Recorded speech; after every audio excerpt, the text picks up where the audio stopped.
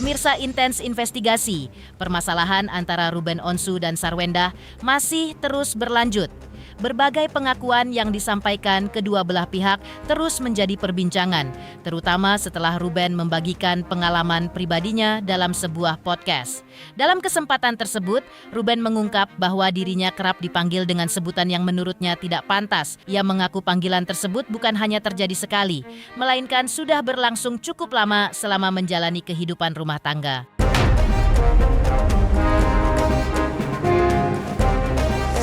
Dan yang buat Ruben semakin terpukul, menurut pengakuannya, ucapan tersebut beberapa kali terlontar di hadapan anak-anak mereka. Ruben menilai hal itu meninggalkan luka batin dan membuat dirinya merasa tidak dihargai sebagai seorang suami maupun ayah. Lantas benarkah mengetahui adanya ungkapan tersebut yang membuat Ruben menggugat hak asuh anak karena menurutnya anak-anaknya berada di lingkungan yang tidak aman? Benarkah sudah tidak bisa ditoleransi karena sifatnya yang sudah di ruang publik karena bisa berdampak terhadap rasa malu kepada anak? Benarkah kata tersebut juga tidak pantas dijadikan bahan candaan karena lambat laun bisa membuat anak kelak mencari tahu? Pemirsa, bersama Intens Investigasi kami hadirkan kabar terkini, terpercaya, dan teraktual. Tetapi sebelumnya jangan lupa untuk like, subscribe, dan juga share channel YouTube ini.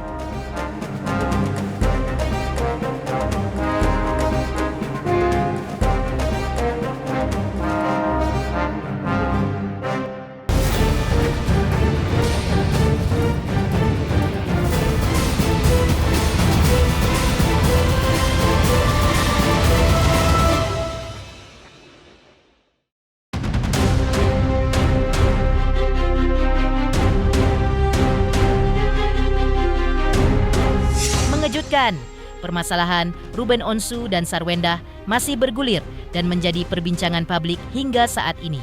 Terbaru, di dalam sebuah podcast, Ruben Onsu membongkar fakta mengangetkan mengenai dirinya yang sering disebut dengan kata-kata yang tidak pantas, bahkan kalimat tersebut sering diucapkan Sarwendah di depan anak-anaknya.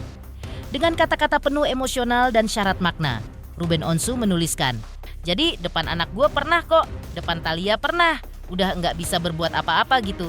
Gue hanya bisa bilang, ya udah, sering juga dia ngatain gue gitu sering."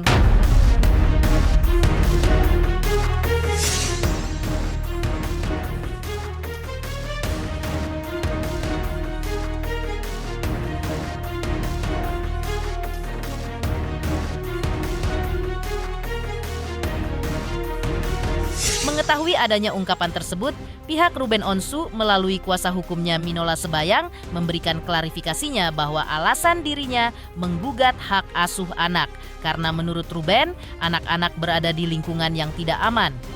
Minola Sebayang juga mengungkap suatu kalimat yang sering diucapkan di ruang tertutup. Ini menjadi sebuah refleks yang diucapkan tanpa sadar karena sudah kebiasaan sehingga terucap juga di ruang publik. Dengan begitu hal-hal tersebut sudah tidak bisa ditoleransi karena itu sifatnya sudah di ruang publik dan pastinya akan memberikan efek. Salah satunya ada rasa malu terhadap sang anak. Maka seperti ini ungkapan Minola Sebayang.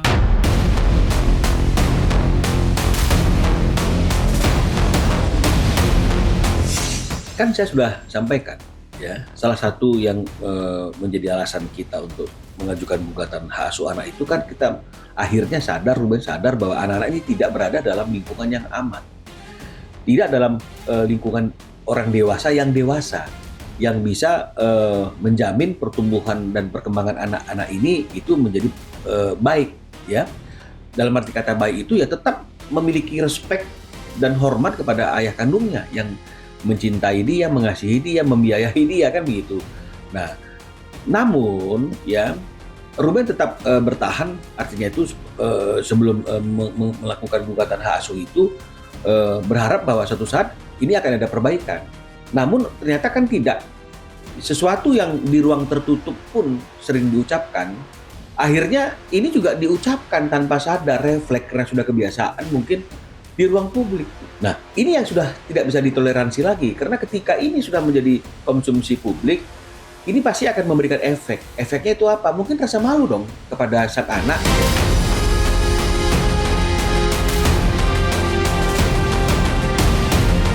Minola Sebayang juga menjelaskan kedua anaknya Ruben Onsu itu kan masih di bawah umur jika kata-kata tidak pantas tersebut sering didengarkan oleh orang-orang dewasa di sekitarnya.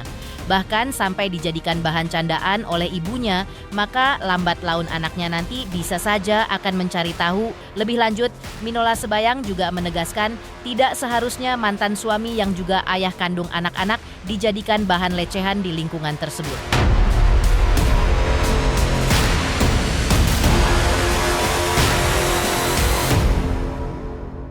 Jadi karena masih di bawah umur, kadang-kadang kan dia juga tidak akan tahu dan mengerti apa yang menjadi bahasa-bahasa orang dewasa. Ya, ketika mereka masih satu rumah, ya sebelum terjadi perceraian itu. Ya, namun kalau misalnya kemudian itu setelah perceraian juga sering didengar oleh anak-anaknya, berulang-ulang, bahkan mungkin juga bukan ibunya, tapi juga orang di sekitar ibunya juga menjadikan bahan cong itu sebagai bahan candaan, bahan tertawaan, ya, bahkan kemudian itu masuk ke ruang publik. Lama-lama anak ini kan akan cari tahu, akan cari tahu sendiri, akhirnya akan mengetahui. Kita mengatakan bahwa anak-anak ini tidak berada dalam lingkungan yang aman, karena tidak seharusnya ada orang tua yang menjadikan mantan suaminya yang merupakan ayah kandung dari anak-anaknya itu bahan lecehan, bahan tertawaan, bahan bulian di lingkungannya dia. Nah ini kan nggak benar nih. Ya, artinya seberapapun kekurangan pasangan kita atau mantan pasangan kita di depan anak-anak kita, seharusnya itu tidaklah menjadi satu konsumsi atau pembicaraan yang melecehkan mantan suami kita yang merupakan ayah kandung dari anak-anak kita.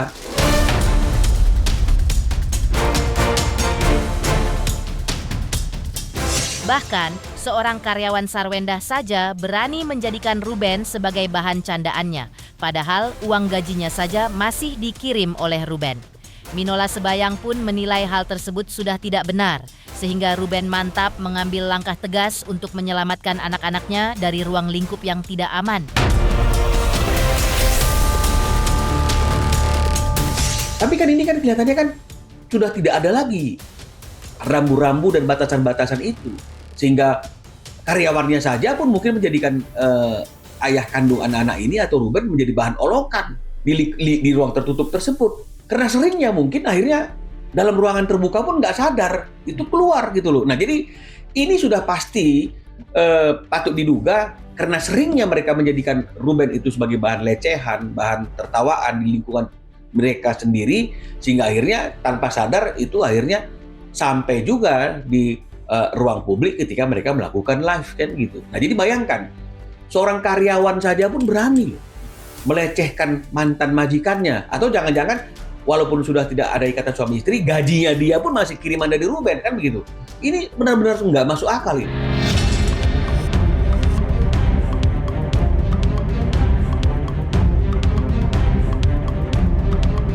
Dalam kisruh yang masih bergulir yang melibatkan Ruben Onsu dan Sarwendah terus menjadi perhatian publik, termasuk oleh praktisi hukum Inspektur Jenderal Polisi Purnawirawan Riki Sitohang turut memberikan pandangannya mengenai polemik pasangan selebriti yang masih bergulir tersebut. Lantas, seperti apa ia menanggapinya? Benarkah menurutnya setiap persoalan yang menjadi konsumsi publik tetap harus disikapi secara objektif dan berlandaskan ketentuan hukum yang berlaku?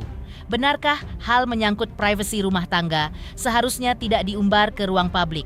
Ia juga menyoroti munculnya petisi boikot terhadap Sarwendah yang ramai diperbincangkan di media sosial. Seperti apa tanggapannya? Benarkah penyampaian pendapat merupakan hak setiap warga negara, namun pelaksanaannya tetap harus berada dalam koridor hukum? Benarkah pendapat di ruang digital sebaiknya tetap disampaikan secara santun dan bertanggung jawab, dan bukannya berpotensi merugikan atau melanggar hak orang lain?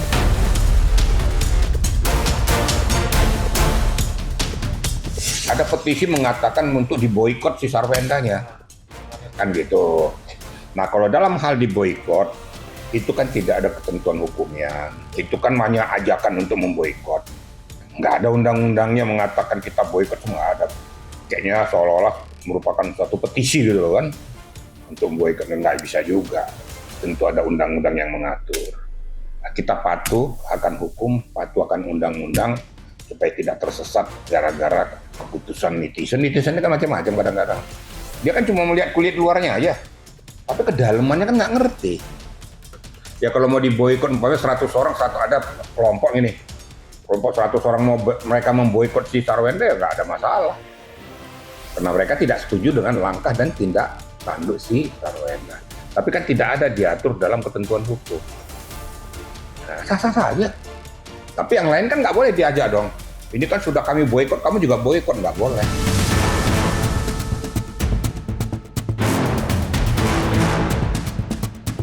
Selain praktisi hukum polisi Purnawirawan Riki Sitohang yang kasih pandangan hukumnya, Nanda Persada, mantan manajer Sarwenda, sekaligus sahabat Ruben, juga kasih komentarnya. Lantas seperti Nanda Persada menanggapi terkait adanya seruan boikot terhadap Sarwenda tersebut?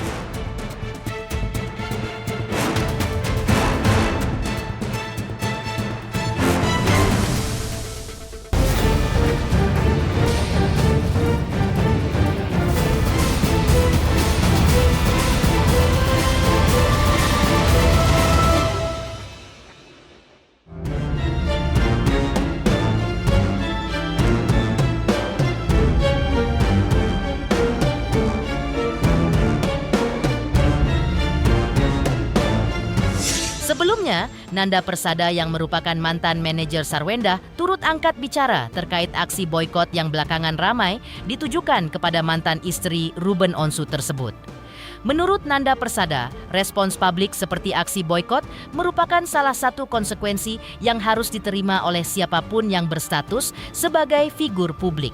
Ketika sebuah persoalan sudah menjadi konsumsi publik, langkah yang paling tepat adalah memberikan klarifikasi secara terbuka dan menyampaikan permintaan maaf apabila memang ada pihak yang merasa dirugikan. Lebih lanjut, ia juga mengaku menyayangkan sikap Sarwenda yang dinilainya tidak segera meminta maaf kepada pihak yang bersangkutan, yakni Ruben Onsu. Menurutnya, permintaan maaf secara langsung akan menjadi bentuk itikat baik untuk meredam polemik yang tengah berkembang. Sebaliknya, ia menilai unggahan bernada sindiran di media sosial justru berpotensi memperkeruh suasana.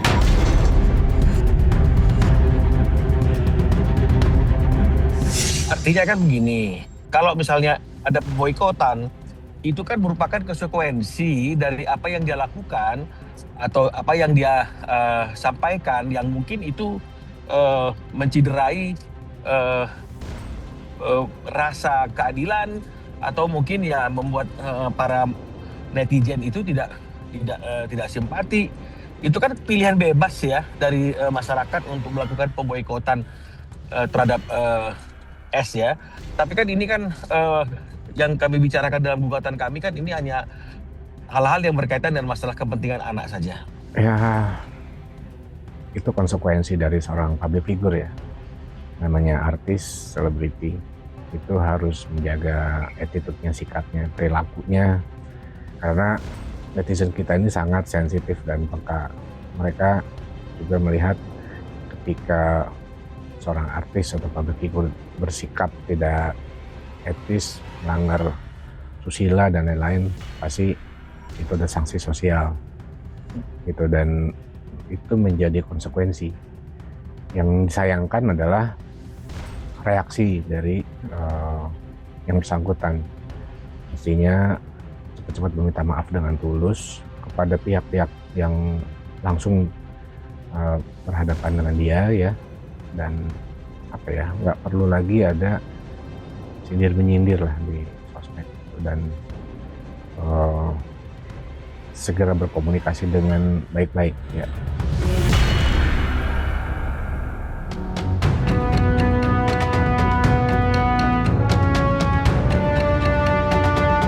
Nanda Persada juga menyampaikan pada saat ia bertemu dengan Ruben Onsu beberapa waktu lalu, Ruben juga pernah mengatakan kepada dirinya tentang permasalahannya dengan Sarwenda. Jika kemarin Sarwenda meminta maaf dan berbicara dengan baik-baik, hal ini akan selesai dengan cepat, tetapi hal itu tidak bisa terwujud. Dampaknya pun masalah menjadi lebar kemana-mana.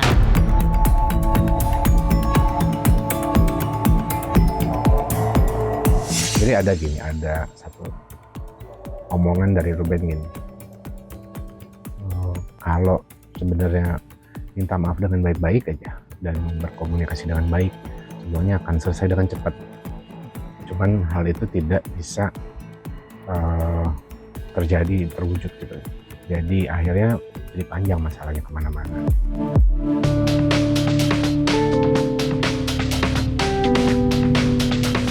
Masih terkait boikot kepada Sarwendah membuat Emma Waroka ikut bereaksi. Lantas benarkah Emma Waroka sentil Sarwendah terkait adanya petisi boikot tersebut? Benarkah makin hari jumlah yang memboikot makin bertambah?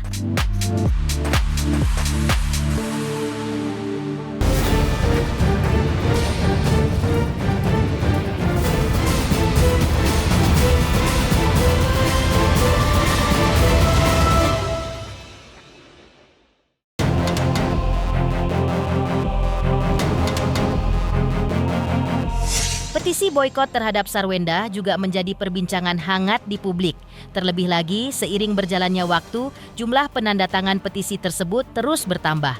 Fenomena ini pun memicu beragam tanggapan dari publik, termasuk sejumlah figur publik yang ikut memberikan komentarnya melalui media sosial. Salah satu yang turut menyoroti perkembangan petisi tersebut adalah Emma Waroka. Melalui unggahan di akun media sosialnya, Emma membagikan tangkapan layar yang memperlihatkan jumlah penandatangan petisi sekaligus menuliskan sebuah pesan yang kemudian ramai diperbincangkan oleh warganet. Dalam unggahannya, Emma menuliskan, "Nggak bisa berword-word lagi. Ini sih OTW 1 juta. Sungguh pepatah mengatakan mulutmu harimaumu itu nyata ya." Quotes lainnya yang Mamski pikir pas untuk kasus ini adalah kacang lupa kulitnya. Unggahan tersebut langsung menarik perhatian para pengguna media sosial.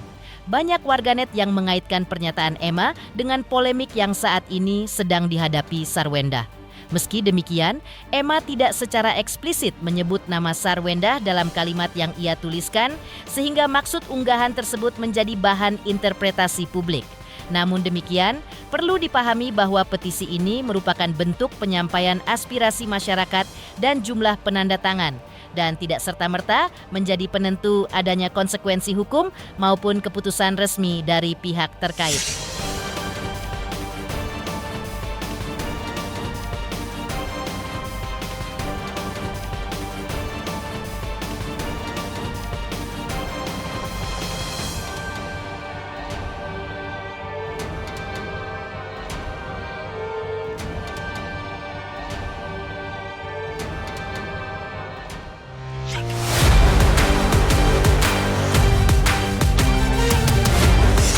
Pemirsa Intens Investigasi, jangan lupa saksikan terus Intens Investigasi dan pastikan jangan lupa untuk like, subscribe, share, dan juga komen.